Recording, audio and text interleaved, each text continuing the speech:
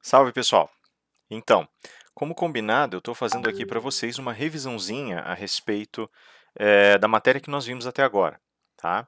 E essa revisão, ela basicamente envolve os conceitos fundamentais que nós vimos no que diz respeito à estrutura do fenômeno jurídico e as leituras desses epocais que dizem respeito à experiência jurídica, tá? É uma revisão curta, então ela vai ser bem rápida, ela é só para pontuar para vocês os conceitos. Vocês têm que aprofundar daí para poder fazer os estudos de vocês, daí vocês visitam lá a aula que está gravada, em que nós explicamos isso ao vivo, e o videozinho que eu gravei anteriormente, tá? Mas esse aqui serve para vocês terem os encaixes. Então, sem mais delongas, vamos lá. Primeira coisa, o primeiro problema que nós enfrentamos dentro dessa esfera é o problema do que é o direito. O que é o direito, ele envolve uma polissemia do termo direito. E essa polissemia nós distinguimos em três locuções distintas, tá? Como assim? Eu falei no vídeo polissemia, basicamente polissemia significa que uma palavra pode ter vários significados diferentes, tá? Então, como nós temos três significados para o termo direito, a gente tem um termo polissêmico. Nós fizemos uma desambiguação, ou seja, a gente tirou, a gente extraiu essas diferentes definições, esses diferentes conceitos, separou, e através dessa separação, ao invés da gente manter a mesma palavra, nós mudamos os termos que nós usamos. Tá? Então, nós vamos ter três locuções, ou seja, três conjuntos de palavras que vão permitir a gente ter mais precisão no que diz respeito aos conceitos que nós estamos utilizando. Primeira dessas concepções é a do direito enquanto prática profissional. E aí eu falei para vocês um pouquinho a respeito do que significa essa prática profissional, né? Essa prática profissional, ela diz respeito mais especificamente àquilo que nós somos capazes de compreender como sendo a atividade do advogado, do defensor público, do advogado da União, do advogado do Estado, do promotor, do procurador, do juiz e assim por diante, né? Nós vimos que essa prática ela não se restringe necessariamente às esferas exclusivas de atuação do direito, mas ela também vai se esparramar por outros setores e pode sofrer várias diversificações. Então, o diplomata vai se valer de elementos pertinentes à prática profissional do direito. Também um consultor vai se valer disso também. Outras profissões também vão visitar e beber essa fonte, ainda que não pratiquem diretamente a atividade, e vão acabar se servindo de uma maneira ou de outra da aplicação dos princípios do direito que estão envolvidos aqui na prática profissional. Tá? Então, o direito como prática profissional é aquilo que nós fazemos, né, quando nós já estamos lá com o nosso diploma, quando nós temos nossas carteiras para postular, ou seja, para atuar em nome de outra pessoa, quando a gente passou num concurso e vai atuar dentro da esfera desse concurso e assim por diante. Tá? A segunda locução é a ciência do direito. Nesses casos, o direito passa, então, a ter essa significação de um universo científico, de um universo de exploração e estudo de um determinado objeto que, para nós, ainda não está claramente definido nesse estágio. A ciência do direito, nesse sentido, ela tem como aspecto primordial a leitura dessa experiência, dessa realidade, perdão, jurídica, e essa realidade vai nos dar certos princípios que vão ser empregados, vão surgir de certos métodos de estudo, mas também vão dar métodos de trabalho e de exposição prática. Tá? A ciência do direito, nós comentamos, ela tem certos princípios que estão abrigados nessa disciplina aqui, que é a teoria do direito, mas existe uma certa controvérsia no que diz respeito a essa natureza científica do direito. Notadamente, porque a ciência do direito ela pode estar subdividida em várias outras ciências, né? Ou ela pode, na realidade, ser abrigo de várias outras ciências. E talvez o nome mais apropriado não seja ciência do direito, mas seja ciências jurídicas. E aí eu expliquei para vocês que existem diferenças teóricas e estruturais fundamentais e diferenças práticas bastante grandes no que diz respeito às várias disciplinas ou áreas do direito. Então, o direito penal ou o direito criminal, ele vai ter diferenças bastante gritantes em relação ao direito tributário, o direito do trabalho, o direito civil processual civil, né? As próprias realidades processuais do processo civil, o processo do trabalho, o processo penal, eles têm diferenças muito grandes, né? O processo constitucional, que é uma família à parte também.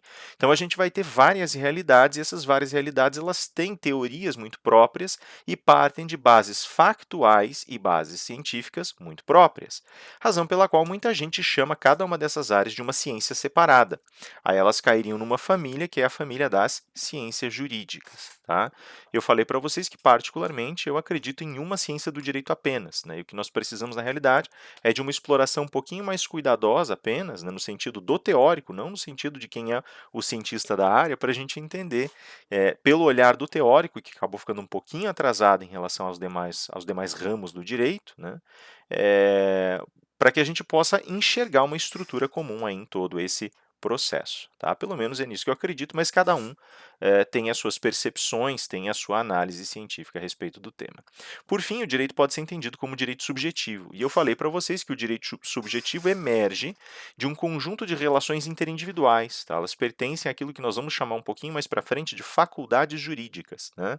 O ordenamento jurídico, um corpo de leis, ele te dá certas escolhas, como por exemplo quando você firma um contrato. E aí você pode estabelecer o regime jurídico que você quer seguir, né? E esse regime jurídico que você escolhe deliberadamente seguir, ele é um regime jurídico que fica aí vinculado às pessoas envolvidas, não precisa necessariamente transbordar, segue princípios dados pelo ordenamento jurídico, mas está circunscrito àquele universo de pessoas que fizeram um acordo, pacto ali, né? Ali surgem obrigações e direitos mútuos, né? Então, quando eu dei, por exemplo, vários exemplos para vocês eu dei, né? Se eu for, por exemplo, vender um celular para alguém, eu tenho o direito de exigir o pagamento, enquanto a pessoa tem o direito de exigir a tradição ou entrega desse celular. Tá? Existem sempre direitos e obrigações mútuos, né? Os direitos, nesse caso, são direitos subjetivos, que emergem dessa relação intersubjetiva, e as obrigações são seus correspondentes, emergindo aí em duplicidade. Eu sempre tenho direitos e obrigações, assim como o outro sempre tem também direitos e obrigações. Essa relação de direitos e obrigações mútuos é chamada de sinalagma. Tá? Então, aí vocês têm um leque desses direitos subjetivos. Também fiz uma comparação rápida para uma exploração que nós vamos fazer posteriormente. Falei que existiam, nas hipóteses pré-kelsenianas, então do século XIX, século XVIII, existia a noção de direitos objetivos, que seriam direitos colocados na lei e dados para o cidadão pelo Estado, né?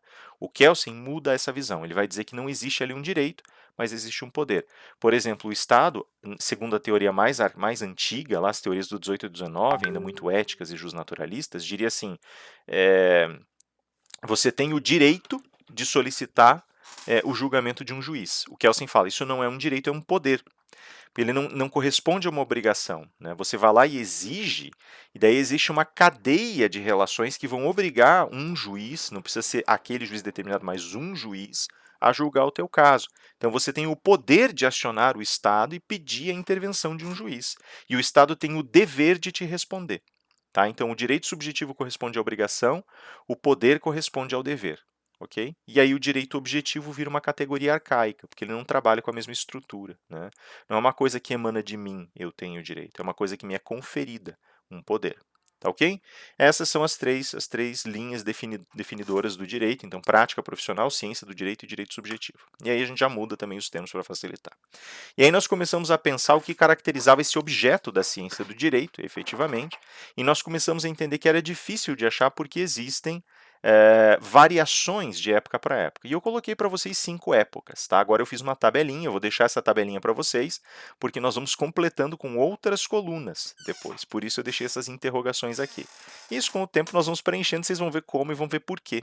Eu vou deixar aqui o mistério por enquanto, a respeito do que vai acontecer nas próximas semanas e o que nós vamos incluir nessa tabelinha, tá? Mas essa tabela aqui ela vai ser um eixo para vocês estudarem.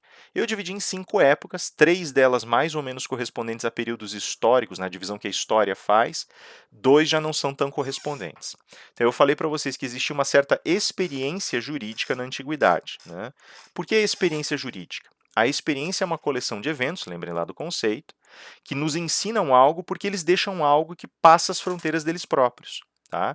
Uma experiência jurídica é exatamente isso, um conjunto de eventos que me ensinam alguma coisa, são identificáveis, né, ao mesmo tempo em que me ensinam, e eles pertencem a essa realidade jurídica, eles estão falando sobre esse substrato jurídico, eles estão trazendo à tona uma realidade jurídica e me ensinando sobre ela. E essa experiência ela é variável, a gente colocou lá que ela vai mudando com o passar do tempo, né? E aí a gente colocou 2 colunas, então cada época tem uma característica central, né? Então algo que a caracteriza, e tem um conjunto de práticas principais. Eu não vou explicar cada uma delas, porque eu já expliquei em aula, mas eu vou aqui dar uma passada por elas, né? E esse desenho que eu vou fazer aqui é só para vocês lembrarem mais ou menos e terem acesso, tá? Mais fácil e mais rápido a esses elementos. Então vamos lá. Antiguidade. A antiguidade é caracterizada pela religiosidade. Dei vários exemplos: gregos, romanos, a gente pode falar dos sumérios, dos acádios, pode falar do Japão antigo, dos Ainu, pode falar do velho Império Chinês, né? Antes da formação das primeiras grandes dinastias, como operava o governo, e inclusive como as primeiras burocracias são formuladas. A gente pode falar sobre várias realidades. O que isso significa? Que norma jurídica, decisão de Estado e instituições religiosas estão muito ligados, são uma coisa só, na verdade.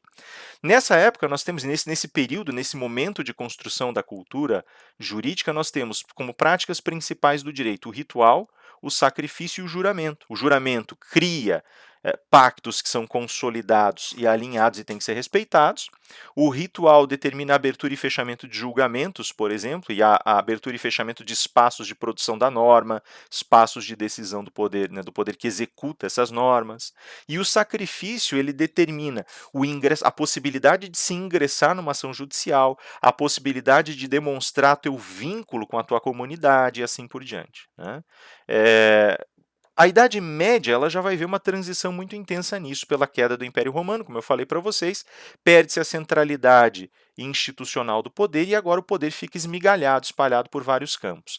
Então a religiosidade evidentemente não sumiu, mas o poder está muito presente na experiência jurídica. Na realidade, para alguns de vocês, eu tinha colocado o contraste entre poder e religiosidade batendo ali para ser característica essencial da relação. Isso a gente vai ver quando a gente estudar o direito natural, porque existia realmente uma duplicidade dessas realidades. Para uns era uma experiência religiosa, para outros uma experiência de poder. Tá? Mas a gente vai entrar em detalhes depois. Nesse caso aqui, nós temos três práticas principais. De novo, o juramento, né? Então a relação suzerano-vassalo, que vai ser construída ao redor de tratados e juramentos, por exemplo. Né? Nós temos a ideia da hierarquia social, que foi implantada pelos primeiros pensadores da patrística, né? A linha filosófica que vai construir determinada conduta ou leitura de mundo na igreja, lá, principalmente ao longo dos séculos V, VI, né? Quando vai atingir ali o seu auge representativo com Agostinho de Hipona. E, por fim, a honra, né? Que vai construir inclusive os grandes códigos de conduta, como o Código de Cavalaria. Né? Então, são essas três práticas que geram direito e que estabelecem o pavimento do direito. Então, em juízo, a notoriedade de um indivíduo, sua honra, a sua capacidade de cumprir com a sua palavra, né? Isso tudo fazia parte. Certos lugares da hierarquia social nem seriam ouvidos num julgamento. O servo não tinha voz no julgamento, a não ser que um nobre viesse e dissesse: o que ele disse é verdade. Percebe? Mulheres não tinham lugar em julgamentos, a não ser que um nobre homem viesse e dissesse: o que ela diz é verdade. Percebem? Então a hierarquia social está muito ligada. Na modernidade clássica, que corresponde para nós grosseiramente aqui ao absolutismo, o que nós passamos a ter é uma instrução pelo procedimento. Né? E eu coloquei aqui entre parênteses burocracia para facilitar para vocês a ideia. Né? Então, como o monarca concentra poder em suas mãos, o procedimento passa a ser muito importante, a burocracia passa a ser muito necessária. Três grandes práticas caracterizam esse período. Evidentemente, a instauração do processo para julgamentos, a ideia da honra do súdito, né, desse comportamento adequado do súdito, que também está encaixado numa hierarquia. Ele deve amar o seu rei por princípio, deve lutar pela sua nação por princípio e ser obediente, né, como dizia lá o Charron, que eu citei para vocês, né, na descrição que ele faz do homem sábio, que é o bom homem. Né, e por fim, as magistraturas, que vão ser representações vivas do monarca. Então, o magistrado poderia ser tanto o juiz quanto o promotor. Né, não era só o juiz, como nós pensamos no Brasil hoje. É como os italianos ainda pensam. Magistrados são juízes, são promotores, os delegados do rei para fazer julgamentos, para eventualmente perseguir pessoas que cometeram injustiças ou quebraram a lei. Tá? Então, nós temos essas três práticas caracterizadoras. Quarto estágio, que é um dos mais familiares para nós, começa a acontecer no período das revoluções, com a instauração do constitucionalismo.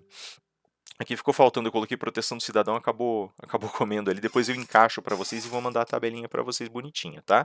Mas basicamente o que nós temos ali é um período de garantias estabelecidas pela norma. Primeiro, nós temos o cenário da proteção do cidadão a partir dessas normas.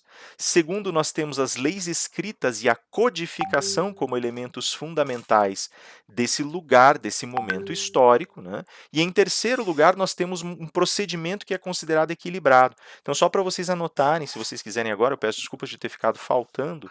Eu acho que eu acabei não digitando, pensei e não digitei, mas eu vou deixar essa tabela separada para vocês irem preenchendo comigo depois. Né?